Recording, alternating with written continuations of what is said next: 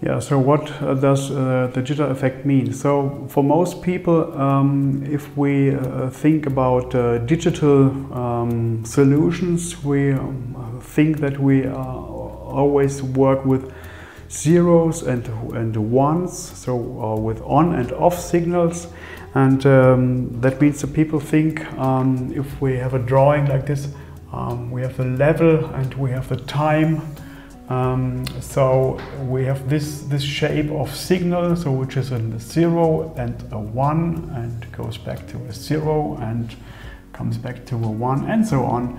So this is what the people think, but in the reality, the electronics needs some time to switch from 0 to 1. That means in the real life, the signal looks like this. So it takes some time to get the level from 0 to 1, and also in reverse it takes some time to take the level from 1 to 0. So for example from 0 volt to 5 volt or 0 volt to 3.3 volt. This is very common in this technical world. It takes some time, and this is one thing. And the receiver of this digital data stream, they think, okay, this is one level and this is another level. So underneath this level it's a low, and above this level it's a high. So these are these points.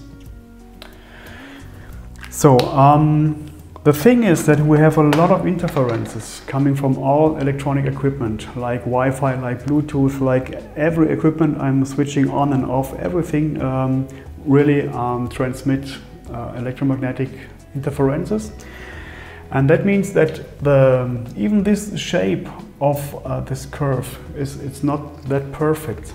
We have a lot of noise on it. It's like this one. So the signal looks more like that.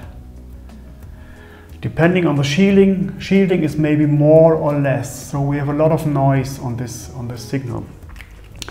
And that is the point, that the receiver has difficulties to detect on what time do we have the 1 or the 0. And this is this delay we have, and this time shift we have. This is the jitter effect. For regular digital applications like the internet or whatever, it's not a problem. The timing is not a problem, but for audio signals this becomes a problem, because if we take a look on an analog audio signal, so while I'm speaking here, I'm building a kind of sound pressure level. And this sound pressure, if I take a look at the sound pressure, looks somehow like this. So we have positive and negative waves. And to convert the analog sound pressure curve, the digital system takes the level on particular time points, like this one here.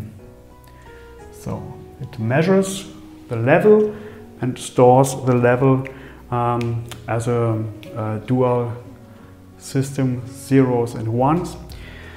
And you can consider, if we represent or reconvert the digital signal to an analog signal, and the converter has these difficulties, these particular points here, due to the noise we have, it's also shifting, it's also jittering, and this affects immediately the audio quality and the sound quality of the final result. That means to avoid this, we should use good converters, and also use a good connection between the transmitter and the receiver. That's very important, to keep the noise very small, to keep the jitter very small, and to have the perfect points on the reproduction of the audio signal.